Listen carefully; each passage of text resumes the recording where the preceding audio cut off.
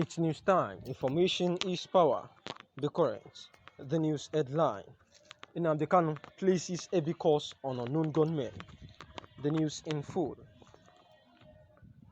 Nnamdi Kanu, the leader of the indigenous people of Biafra, IPOB, who happens to be a Biafra activist, is emphatic on costs he has placed on hoodlums, wreaking havoc on communities in the southeast region of Nigeria.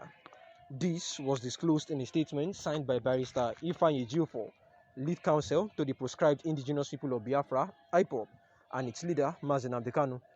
The release was obtained by Politics Nigeria on Friday morning. Ejiofor had visited Kanu routine at the headquarters of the Department of State Services DSS on Thursday, providing an update on their meeting. The lawyer said that Onyedu, that is Nnamdi Kanu, is genuinely concerned about the magnitude of violence that has been unleashed by criminal gangs in the land of our fathers.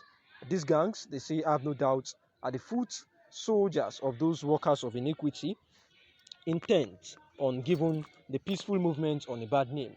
Members of this gang are sponsored and comforted by this element. Onyedu Nnamdi Kanu is emphatic on the cost he has placed on them. He has supplicated unto Chukwokike Abiyama, that is God, to guide and protect Umuchineke, that is the Biafrans, and to continually expose and punish those elements intent of besmirching them.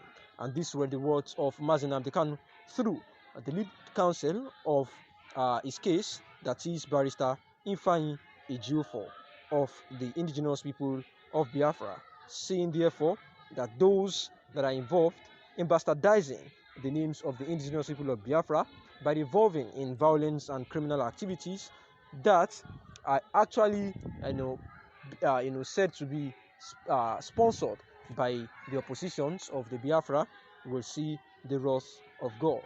Al-Hassan urged the police hierarchies to clamp down on the personnel allegedly involved in the act. Platinum Post reports that the Abuja-Kaduna Expressway has been plagued by regular attacks by terrorists who often abduct travelers for ransom. Many unlucky Nigerians, including security personnel, have lost their lives in encounter with the terrorists on the busy road that connects northwest part of the country to Abuja. And therefore, they had actually said that it is better for the policemen to stop things that are actually going to provoke more mayhem in the nation, as the security of the nation is yet still fragile. And the federal government should declare Miyetti Allah as terrorists. They have bandits as members, and these were the words of Governor Otom. Governor Otom commended the federal government for being bold to designate bandits as terrorists.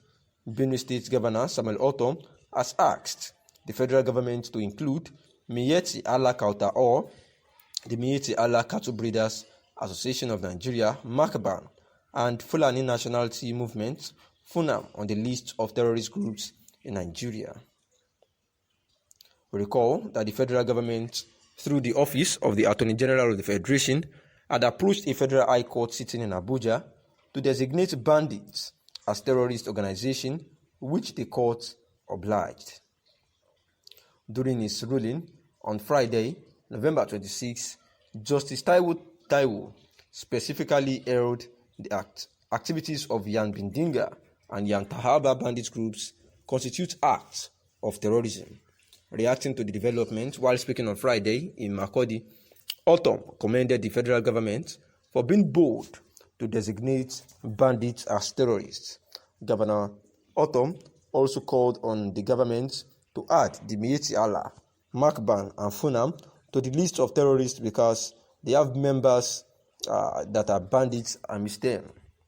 He said, I commend the federal government and being bold to designate bandits as terrorists, but I want them to do to reshuffle the category of terrorists and add the MACBAN and the Miyetti Allah Kauta. He urged the people of the state to support security agencies and with useful intelligence in the fight against criminality and other forms of insecurity, pointing out that security is everyone's business.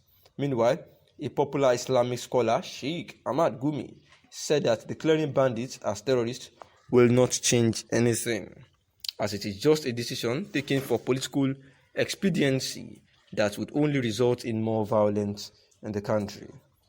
However, Sheikh Ahmad Gumi had actually said also that he would not be visiting the bandits anymore or trying to have anything do with them, because for the fact that they have been designated as terrorist organization, anything that has to do with them will be tagged that he is supporting terrorism, and therefore for him to be free from things or issues like that, it is better that he stays clear from the bandits.